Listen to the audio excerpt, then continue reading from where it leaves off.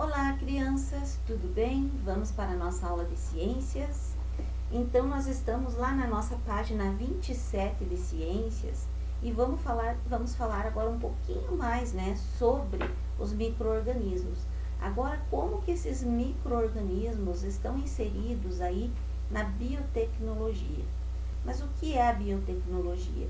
Então, a biotecnologia é um conjunto de técnicas de seleção e modificação de seres vivos para que produzam substâncias ou melhorem o seu desenvolvimento.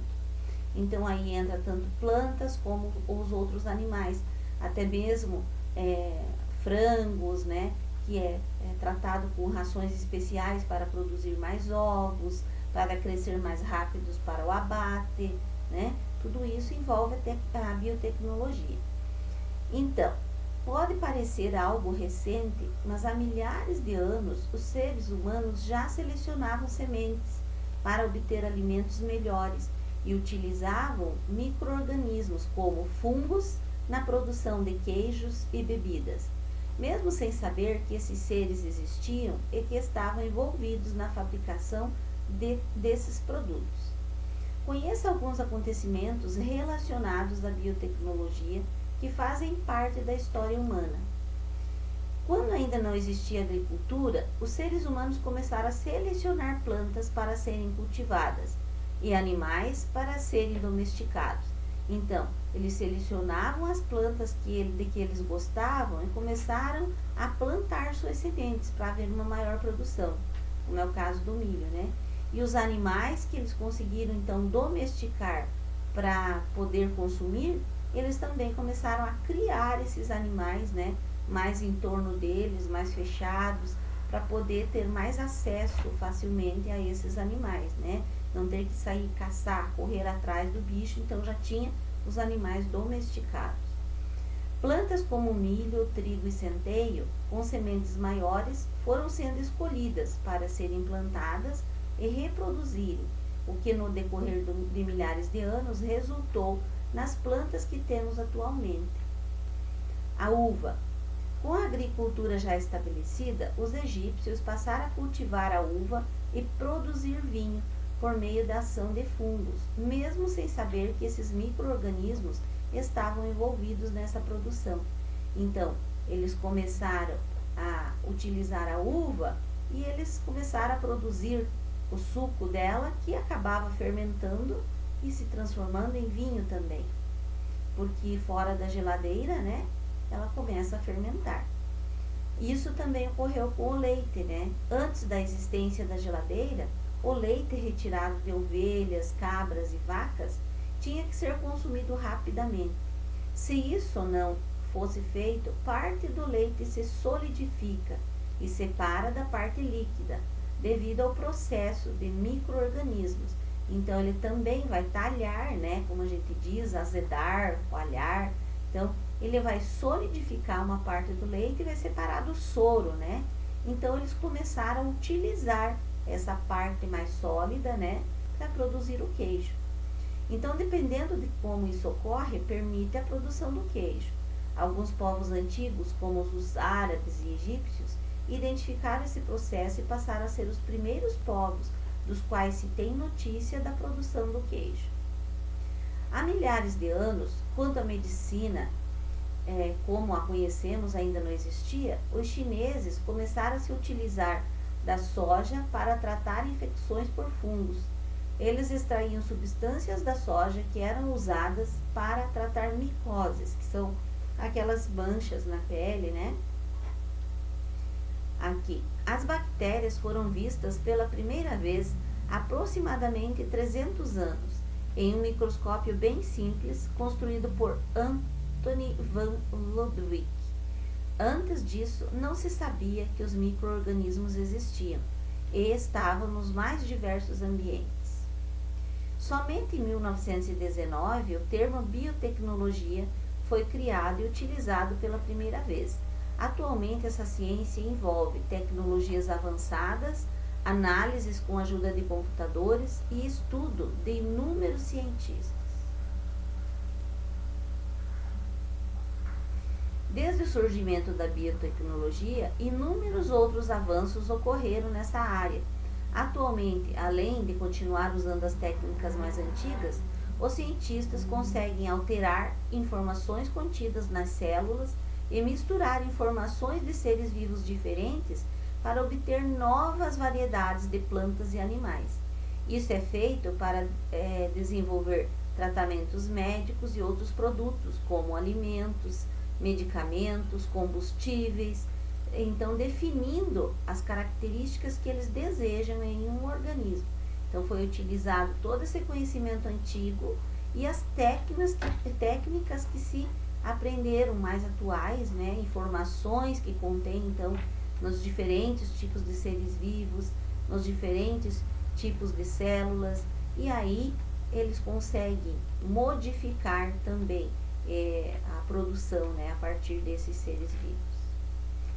A produção de alimento. A produção de vários alimentos está ligada à presença de micro-organismos. O pão, né, a massa da pizza, o iogurte, o queijo, o vinagre, são apenas alguns exemplos de produtos em que os micro-organismos, como fungos e bactérias, são um dos ingredientes principais, que então vai fazer a fermentação, né? O próprio fermento do pão, então, já é utilizado com a presença de micro-organismos. O queijo, por exemplo, leite, sal e uma seleção de micro-organismos são os ingredientes básicos do queijo. Os micro-organismos são adicionados ao leite para que ele adquira a consistência e o sabor característico desse produto. As variedades de queijo são obtidas por meio de pequenas diferenças no processo de fabricação ou nos micro-organismos utilizados.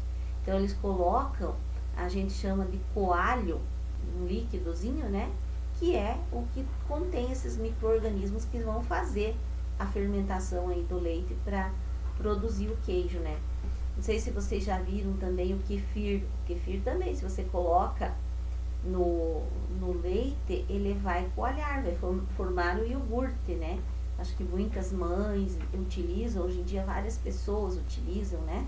Para formar o iogurte caseiro. Então é utilizado aqueles pequenos bichinhos que são aqueles micro-organismos que a gente tem, que coloca no leite ali e que vai transformar em iogurte. Então, vai fazer a fermentação, certo?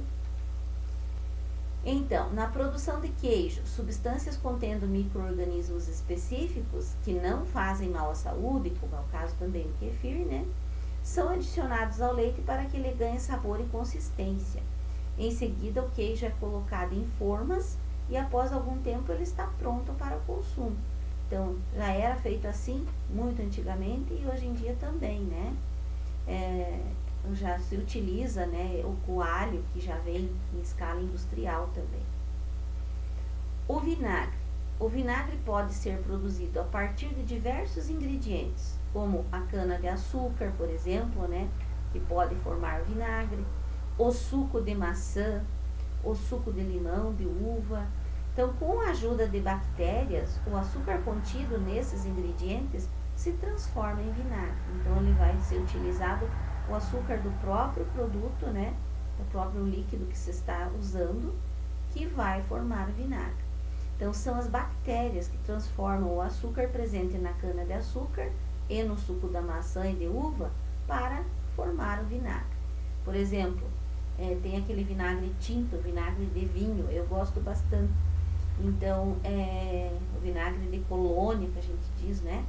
Até o próprio vinho, quando ele azeda, fermenta, como a gente diz, né? Ele já vai se transformar em vinagre, isso por causa da ajuda das bactérias também. Então, voltando aqui ao kefir, né, que a prof estava falando, então aqui nós temos, ó, quem não conhece ainda, o kefir é esse aqui, ó. Ele é chamado de probiótico, é um probiótico, ou seja, é um agrupamento natural e granulado de micro-organismos vivos, bactérias e leveduras, cuja ingestão traz benefícios à saúde se for administrado de maneira correta. Então, esse probiótico, por quê? Porque ele regula a flora intestinal e ajuda na absorção de nutrientes. O probiótico é tradicionalmente ingerido como bebida fermentada, que pode ser consumido com água e açúcar mascavo, então o chamado kefir de água, ou pode ser fermentado no leite.